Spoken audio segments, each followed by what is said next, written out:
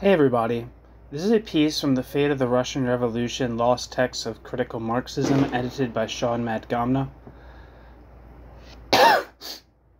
This piece is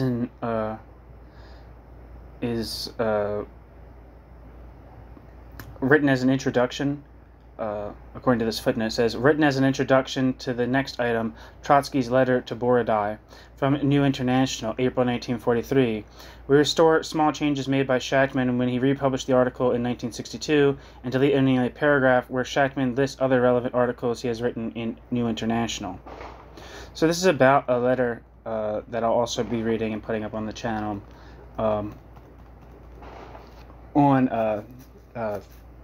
which will be Trotsky's letter to Borodai. And it looks like this introduction is titled, Who Owns the State?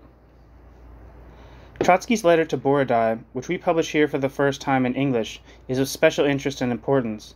The document is undated, but it was evidently written during Trotsky's exile in Alma-Ata, toward the end of 1928.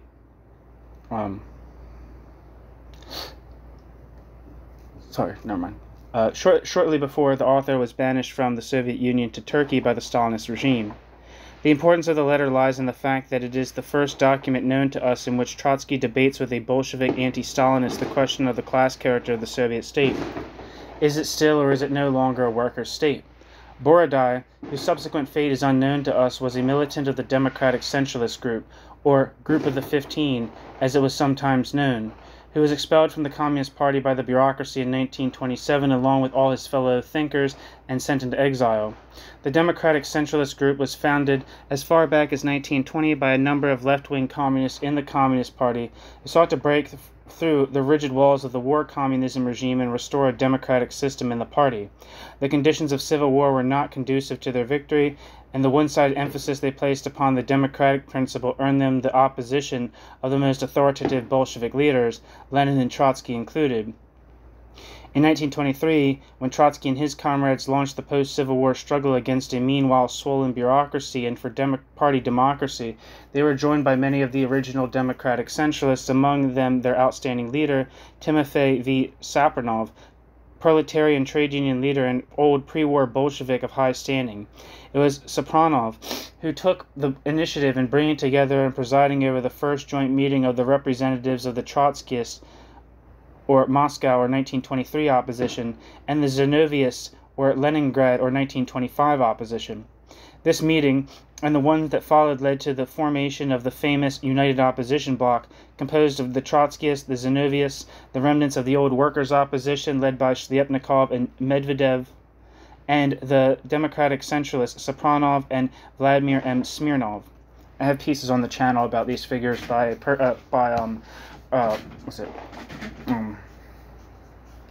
Robert V. Daniels, who was wrote the book Conscience of the Revolution, about the history of opposition tendencies within the Bolshevik Party. So check out those videos by Robert V. Daniels. Shliapnikov and other workers' opposition leaders soon capitulated to Stalin, as did virtually all the leaders of the Zinoviist opposition in 1927-28. Most of the Democratic Centralists, and outstandingly their leaders Sapronov and Smirnov, remained in exile, incorruptible adversaries of the bureaucratic counter-revolution. There is no reason to believe that any of these militant revolutionists is still alive. They were murdered, gradually or outright, by the GPU. In 1926, the former Democratic Centralists broke away from the United Opposition Bloc because of the famous declaration in the middle of that year, in which the opposition pledged itself to refrain from factional activities, provided, of course, that a more or less normal internal regime was established in the party. The insurgents elaborated a platform of their own and set up a completely independent group. It became known as the Group of 15 from the number of signatories to the platform. They were T.V. Sapronov, V.M. Smirnov, N. Severian, V. Emilyanov, Kalin, M.N. Mino, M.I. Minkov, T. Korechko, V.P. Oborin, I.K.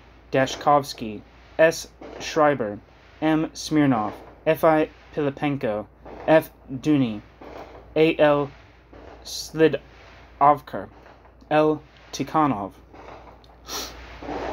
At the 15th Party Congress in November-December 1927, adherence to the views of the Democratic Centralists was declared incompatible with membership in the Russian Party, as was adherence to the views of the Trotskyist opposition. All supporters of both groups were expelled, and the most prominent leaders and militants first sent into exile and 2 years later shot. In exile, a rapprochement between the two groups proved unreliable, and except for individual shifts from one group to the other, they remained as far apart as they had ever been. It was the evolution of the political ideas of Sopronov and Smirnov. There is now no way of judging. What was the evolution of the political ideas of Sopronov and Smirnov?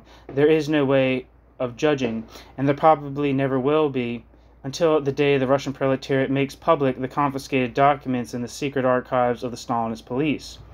But what the ideas of the Democratic Centralists were in the days of the following letter by Trotsky, that is, around the year 1928, is implicit in the questions put by Borodai. In a word, they were: the proletariat has already lost power. The triumph of Stalin over the opposition marks the triumph of the Thermidor, that is, the counter-revolution. The working class does not rule in Russia, and Russia is no longer a worker state. It is necessary to prepare a new social revolution to restore the proletariat to state power. These contentions Trotsky denied, as is clear from his reply to Borodai. It is the arguments Trotsky employed in refuting Borodai's views that are interesting and important, both for a knowledge of the situation in the opposition in those days, and, much more to the point, for a Marxian evaluation of the present situation in, and the class character of, the Russian state. In the discussion and polemics over the class character of the Soviet or Russian state, Trotsky, years later, found himself obliged to alter his criterion radically from what it had previously been, not only for him but without exception for the entire revolutionary Marxian movement. Quote, found himself obliged, end quote, we say, because of his insistence on maintaining his characterization of Russia as a worker state long after the objective basis for it had been destroyed by the Stalinist counter-revolution. Trotsky, in later years, argued that Russia is a worker state because the ownership of the principal means of production is vested in the state, that is, because property is nationalized. The radical alteration of the criterion lay in converting nationalized property from a necessary characteristic of a worker state into an adequate characteristic.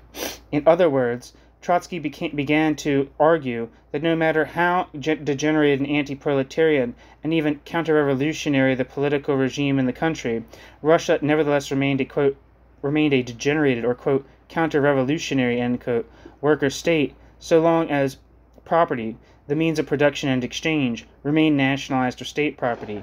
It should be borne in mind that Trotsky did not hold that the existence of nationalized property was in itself adequate for a consistent development towards socialism.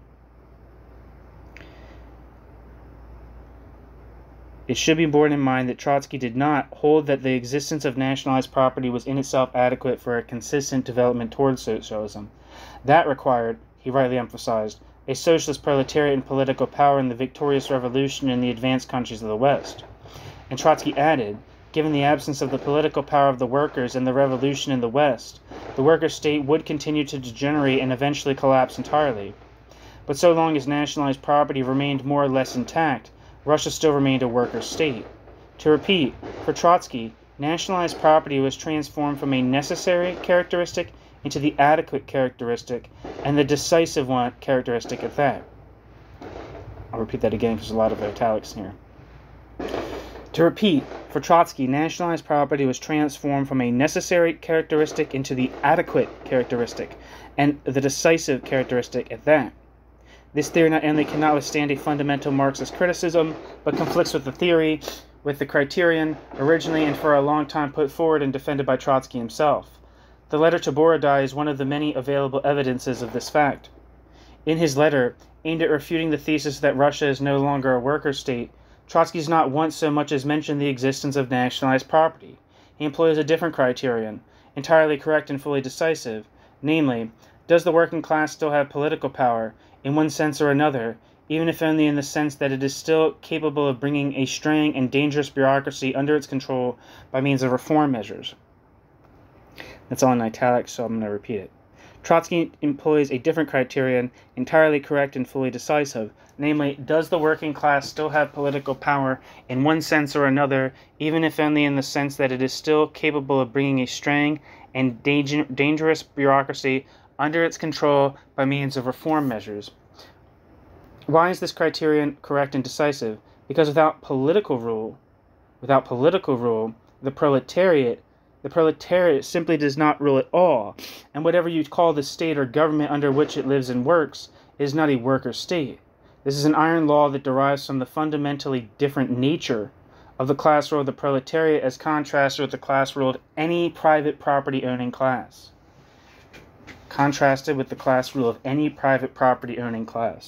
For example, under a Bonapartist regime, be it of the early Napoleon II or Napoleon III, or the modern Brüning or outright fascist variety, the class rule of the bourgeoisie is maintained and fortified by virtue of two interrelated reasons. 1. Although the bourgeoisie does not enjoy full or direct political power, the bourgeoisie continues to own, as individuals and as a class, the means of production and exchange, and to draw profit and power from this ownership. And 2. The regime which deprives the bourgeois class of full or direct political power uses that power to strengthen, to consolidate, to expand the social order of capitalism, to benefit the bourgeoisie in the most easily ascertainable, tangible manner. Similarly, though not identically, under feudalism, where ownership of land was in private hands. The proletariat, however, is not, never was, and never will be a private property-owning class. The proletariat comes to power and lays the basis for an evolution to socialism by nationalizing property, investing its ownership in the hands of the state, making it state property as a preliminary to transforming it into social property. The state is not a class, but the complex of institutions of coercion, army, police, prisons, officials, etc. Once the means of production and exchange have been made state property, the question, quote, who is the ruling class, end quote, is resolved simply by answering the question, quote, in whose hands is the state, end quote. It cannot be resolved by answering the question, quote, in whose hands is the property, end quote, because no class then owns the property, at least not in the sense in which all preceding classes have owned property. To put it differently, the question must be posed in this way, because no other way makes sense, quote, in whose hands is the state which owns property, end quote. Still more simply and directly, quote, who rules politically, end quote. That is why a Marxist may argue, on the basis of empirical evidence, that Trotsky was right or is wrong in saying to Borodai that the workers in Russia in 1928 still ruled politically or could, quote, regain full power, renovate the bureaucracy, and put it under its control by the road of reform of the party and the Soviets. End quote. But he must acknowledge that Trotsky's criterion, his methodological approach to the question of the class character of the Russian state, was incontestable. All that is necessary and correct is stated by Trotsky when he writes to Borodai, quote, the question thus comes down to the same thing. Is the proletarian kernel of the party, assisted by the working class, capable of triumphing over the autocracy of the party apparatus which is fusing with the state apparatus? Whoever replies in advance that it is incapable, thereby speaks not only of the necessity of a new party on a new foundation, but also of the necessity of a second and new proletarian revolution, end quote. Trotsky did not mean by this last a, quote, political revolution, as he said years later. He simply and rightly meant a social revolution. That is, the test of whether Russia was still a workers' state could be made by asking if the proletariat could still reform the political regime. If not, Russia is no longer a workers' state, a new party is needed, and a new social revolution to overthrow the ruling class and put the workers into power again. The idea is unambiguously stated. And nationalized property? It is, we repeat, not even referred to. Why not? Because, obviously, is assumed as a necessary feature of a worker state. Its indispensable economic foundation, but not by itself adequate,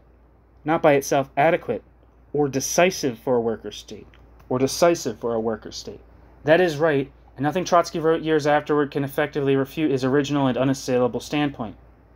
The formulation of the question in the letter to Borodai is not accidental. It is to be found in any number of Trotsky's writings of that period and prior to the self-revision of his view. In his letter to the Sixth Congress of the Comintern, on July 12, 1928, he wrote, quote, ... The socialist character of industry is determined and secured in a decisive manner by the role of the party, the voluntary internal cohesion of the proletarian vanguard, and conscious discipline of the administrators, trade union functionaries, members of the shop nuclei, etc. If we allow that this web is weakening, disintegrating and ripping, then it becomes absolutely self-evident that within a brief period, nothing will remain of the socialist character of state industry, transport, etc. Trotsky, the Third International after Lenin. That is, the class character of the political power is not determined by industry, nationalized property, as Trotsky later contended, but conversely, quote, the socialist character of industry is determined and secured in a decisive measure, end quote, by the party, that is, in Russia, by the political power, from which it follows that if that political power has been utterly destroyed, as Trotsky later acknowledged and insisted on, the class character of, quote, industry, nationalized property again, has been fundamentally altered.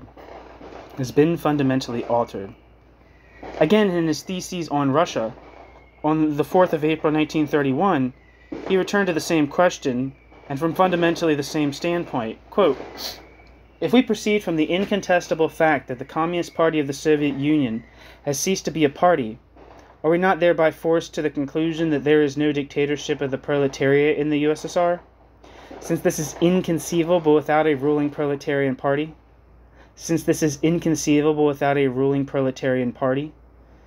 End quote.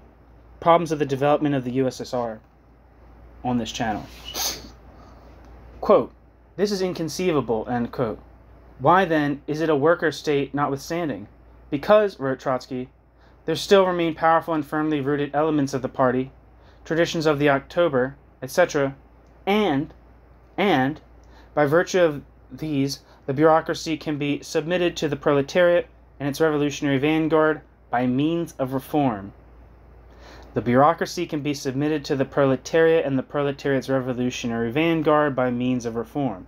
Quote, the recognition of the present Soviet state as a worker state not only signifies that the bourgeoisie can conquer power in no other way than by an armed uprising, but also that the proletariat of the USSR has not forfeited the possibility of submitting the bureaucracy to it, of reviving the party and of mending the regime of the dictatorship, without a new revolution, with the methods and on the road of reform, end quote.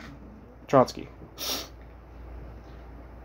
Also from Problems of the Development of the USSR. And it hasn't been taken off the channel since the last time I said that in this recording. It follows unambiguously and inexorably that to recognize, as the further degeneration of the Russian Revolution compelled us all, Trotsky included, to recognize, that the bureaucracy cannot be submitted to the proletariat, that the so-called Communist Party cannot be revived, that the regime cannot be reformed, that a new revolution must be organized,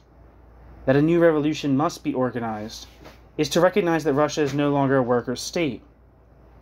What is worth noting, however, is that the Canaanites, who insisted 3.5 years ago on discussing the, quote, class character of the state, end quote, and nothing else, have maintained a most prudent silence since the day we began to develop our criticism of Trotsky's fundamental position and to present our own analysis. They confine themselves to muttering simple and undigested ritualistic phrases, which have no meaning to them, which they cannot explain coherently, and which they justify by one final and unanswerable appeal. Quote, well, Trotsky said so, end quote. Fortunately, Trotsky also said that it is necessary for Marxists to, quote, learn to think, end quote. To the question, quote, why is it a worker state, end quote, they answer, quote, because the state owns the property, end quote. To the question, quote, but what is the class character of this state that owns the property, end quote, they answer, quote, a worker state, end quote. In this hopelessly vicious circle, The workers are reduced from a living, propertyless, stateless, oppressed, and exploited class to a decorative object. A decorative adjective. A decorative adjective. Misread that. To the question, what are the property relations at the basis of present Russian society? They answer, nationalized property. That is like asking the question, what are the material relations under feudalism? And being given the answer, what are the marital relations under feudalism? And being given the answer, male and female. That is, the answer says nothing. The whole question lies in this. Quote, just what are the relations of the classes, or, if you wish, the social groups to the property? Just what are the production relations? Just what are the social relations? End quote. But the answer given with an increasingly mysterious look remains, quote, nationalized property, end quote. Quote, the Stalinist Bonapartist regime preserves the nationalized property in its own way, end quote. It is said. Correct. But why does that fact testify to the existence in Russia of a worker state? The bourgeois Bonapartist or fascist state preserves private property not primarily for the bureaucracy, although for it too, but above all for the very tangible benefit of the ruling class, the bourgeoisie, whose economic and social position it protects, consolidates, expands. Does the Bonapartist regime of Stalin preserve nationalized property for the tangible benefit of the working class? If so, what benefit? Does it protect, consolidate, expand the economic and social, to say nothing of the political position of the proletariat? If so, what sign, not signs, just one sign is there of it? The present bourgeois Bonapartist state reduces the proletariat to slavery and enormously increases the wealth and power of the capitalists. Which class does the Stalinist Bonapartist regime reduce to slavery, and which class does it accord vast increases of wealth, social position, and power, while it is at work preserving nationalized property, quote, in its own way? It would be interesting to hear something in detail on these matters from the Canaanites, not apart from abuse, that is utopian, but let us say in addition to it. Our interest, we fear, is doomed to remain unsatisfied. To all that was said, Poe's raven intransitely answered with 2 words, nevermore. To all we have said in the past 2 years about Russia, the Canaanite raven has answered, when he did answer, with 2 words, nationalized property. It is doubtful if he will someday become more articulate or logical. The end. Thanks for listening.